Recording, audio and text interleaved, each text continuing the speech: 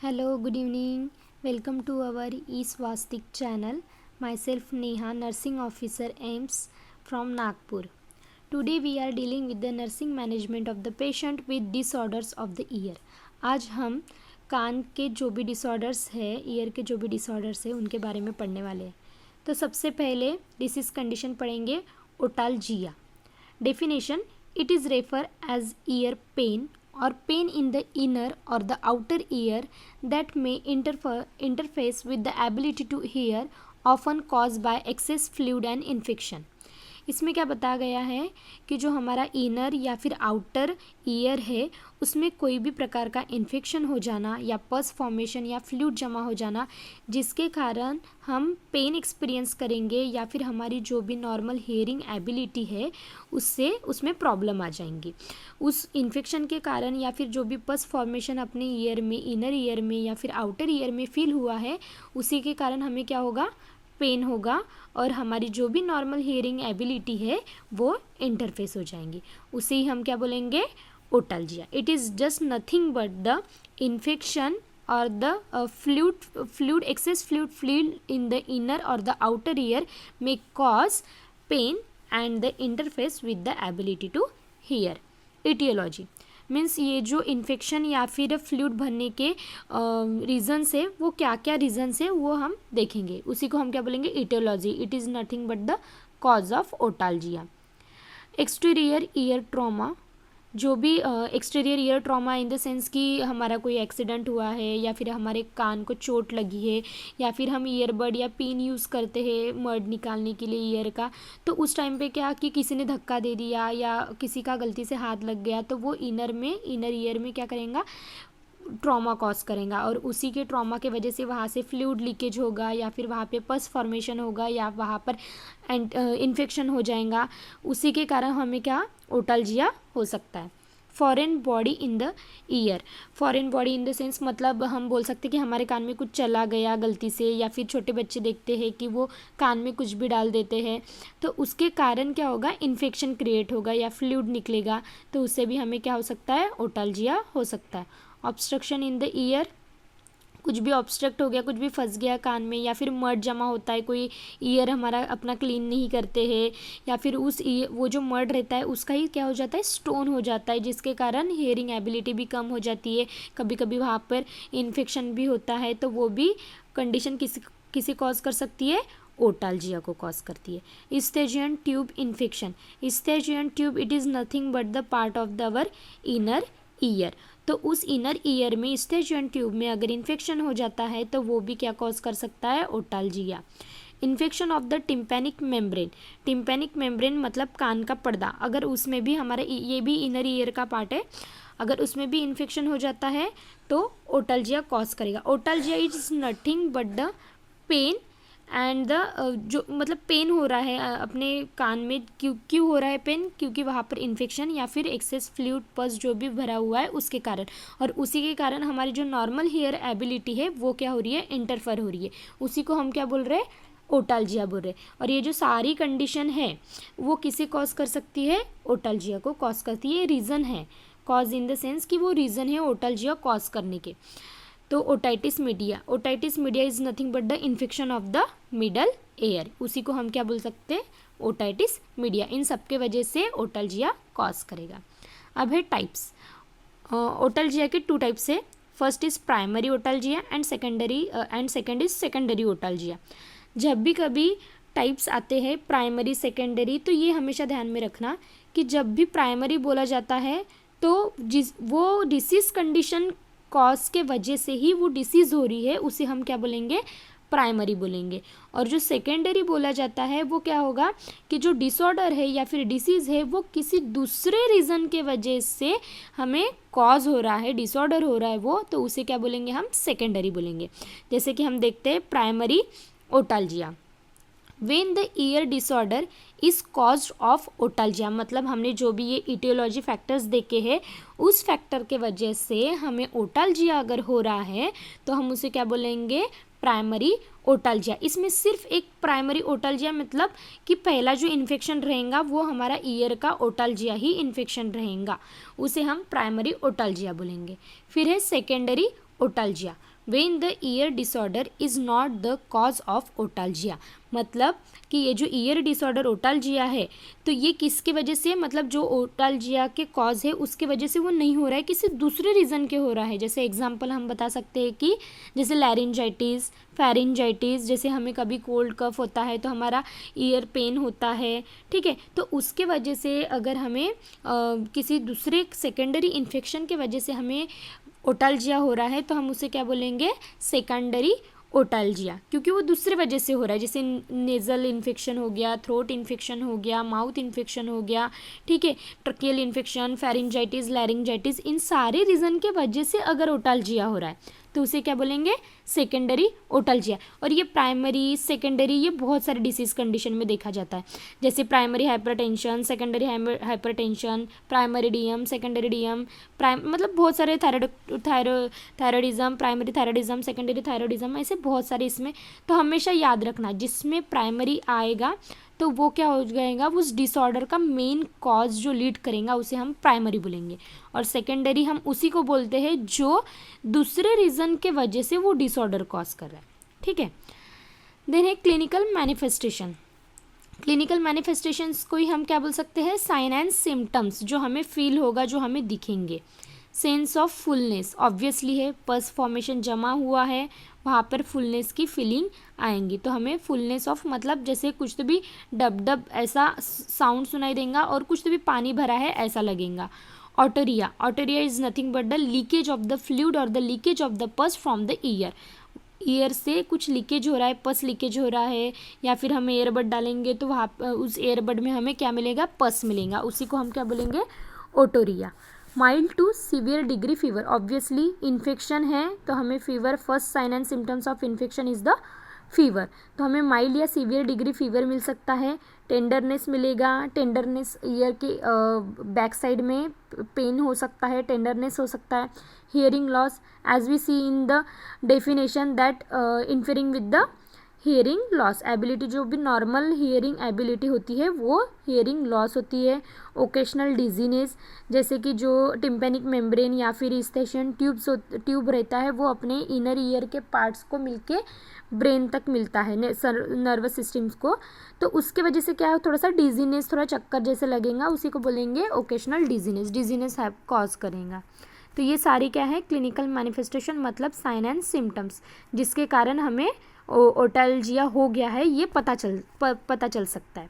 तो हमने क्या क्या देखा, डेफिनेशन देखी, इटियोलॉजी मतलब कॉज देखे, ट्राइब्स देखे, प्राइमरी एंड सेकेंडरी, फिर हमने साइन एंड सिम्टम्स देखे। Now we see the management. तो हम इसको मैनेज कैसे करेंगे, अभी इतना सारा तो कर लिया, हमारा काम क्या है, इसको मैनेज करना। फर्स्ट प्रायोरिटी हमारी नर्सिंग एक्शन की क्या होती है, मैनेजमेंट, और मैनेजमेंट में सबसे पहले क्या, एक गोल सेटअप करेंगे। जब तक हम किसी मैनेजमेंट का गोल सेटअप नहीं करते तब तक हम लोग मैनेजमेंट की तरफ नहीं जा सकते। गोल मतलब एक मैनेजमेंट को छोटे भाग में डिवाइड करना।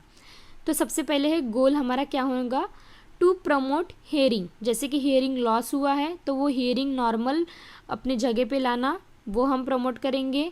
टू रिलीव पेन, पेन हो रहा है, पेन रिलीव करेंगे, सबसे पहले तो पेन ही रिलीव करना है, फिर उसके बाद प्रोग्रेसिवली हेयरिंग प्रमोट होंगी। सबसे पहले पेन, क्योंकि पेन ये अनकंट्रोलेबल रहता है।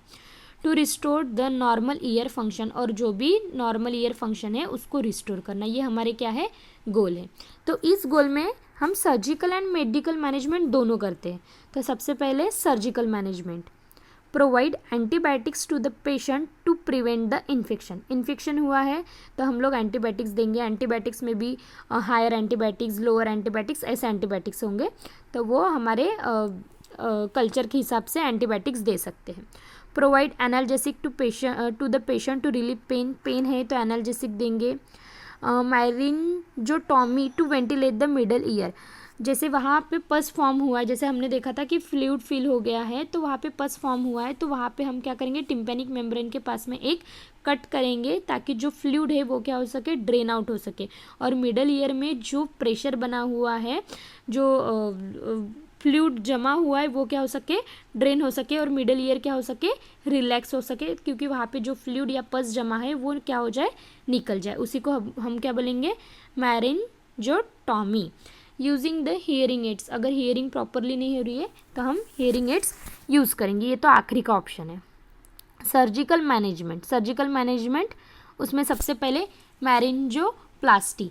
Surgery is performing on the tympanic membrane which use of the operating microscope closure of the simple perforation is called मैरिंजोप्लास्टी।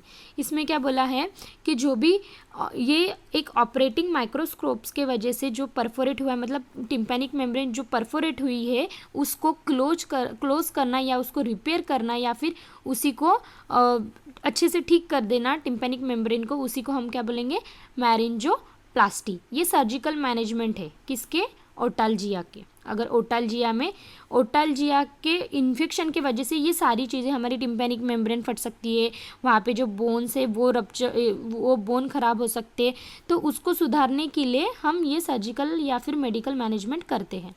फिर सेकेंड है टिम्पैनोप्लास्टी, उसी के नाम से समझ में आ रहा है, टिम्पैनो मतलब टिम्पैनिक मेम्ब्रेन से related. It is a surgical procedure of the correction of perforated membrane, मतलब टिम्पैनिक मेम्ब्रेन जो परफोरेट हुई है उसको करेक्ट कर रहे हैं। It is divided into 4 types, और इस टिम्पैनोप्लास्टी के कितने टाइप्स है, 4 टाइप्स है।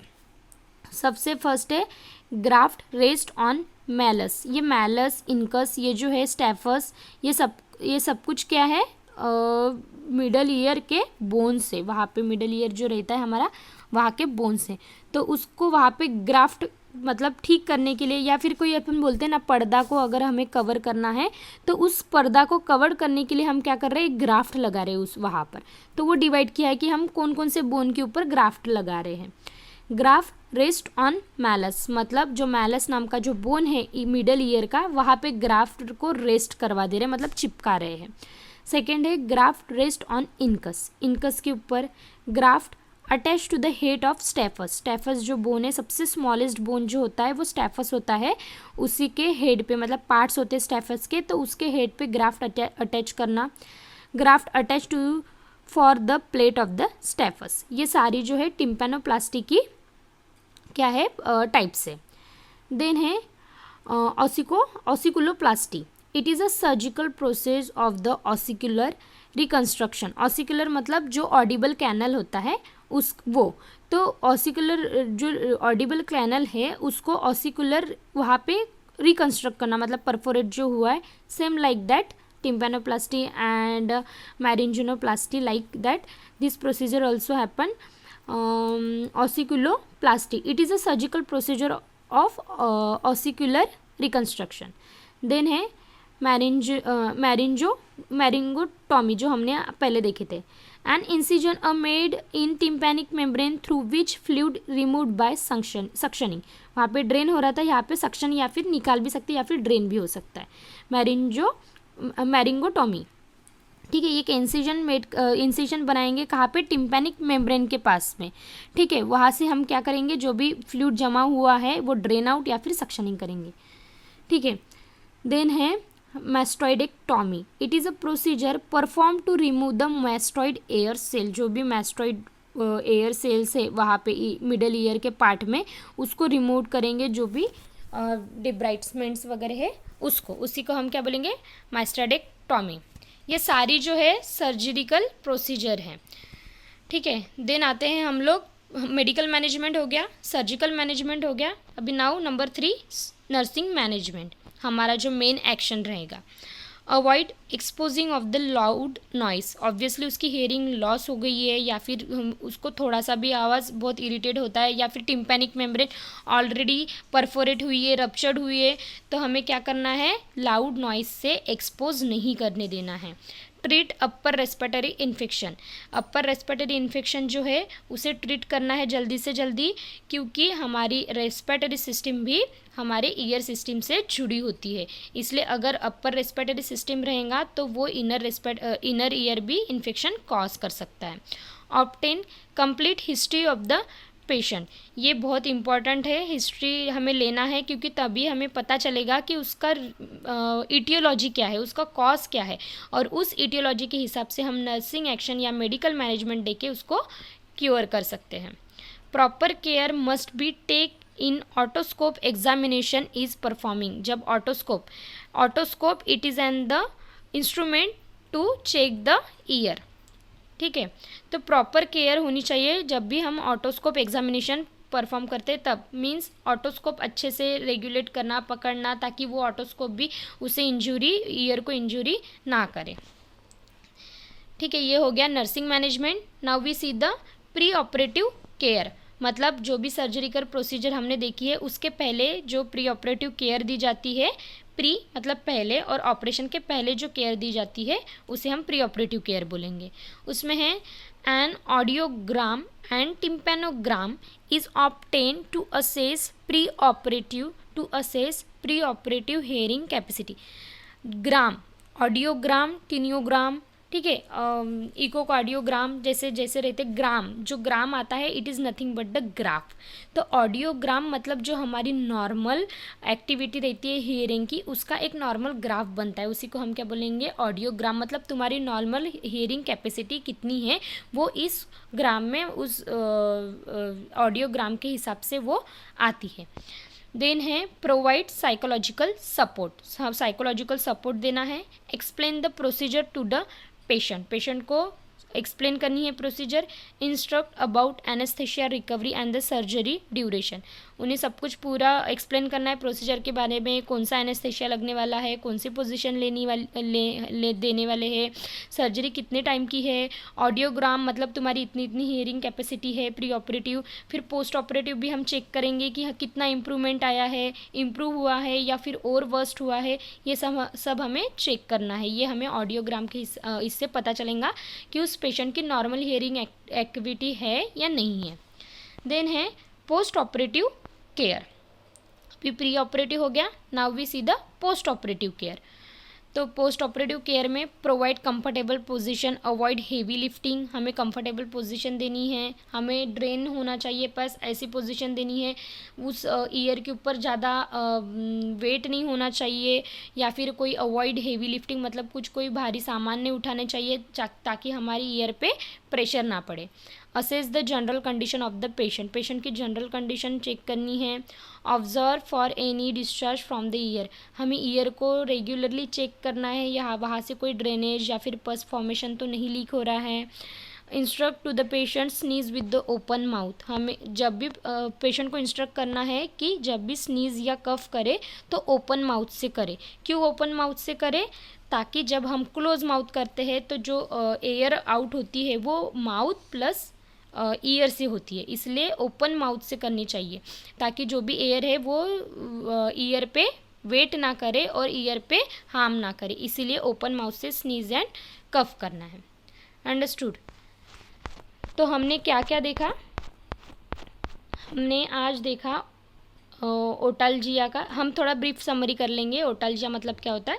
ओटालजिया बस एक पेन है या फिर हमारी जो नॉर्मल हियरिंग एक्विरिटी रहती है वो इंटरफेयर हो जाती है. क्यों हो जाती है? क्योंकि वहाँ पर पस या फिर इन्फेक्शन हो जाता है. फिर इन्फेक्शन के हमने कारण देखे, foreign body, obstruction, infection, trauma. ठीक है, फिर टाइप्स देखे, प्राइमरी, सेकेंडरी. प्राइमरी में जो कॉज से होता है वो रहता है, सेकेंडरी में किसी दूसरी रीज़न की वजह से. फिर हमने क्या क्या ओटालजिया होता है तो क्या क्या क्लिनिकल मैनिफेस्टेशन मतलब साइन एंड सिम्टम्स होते हैं.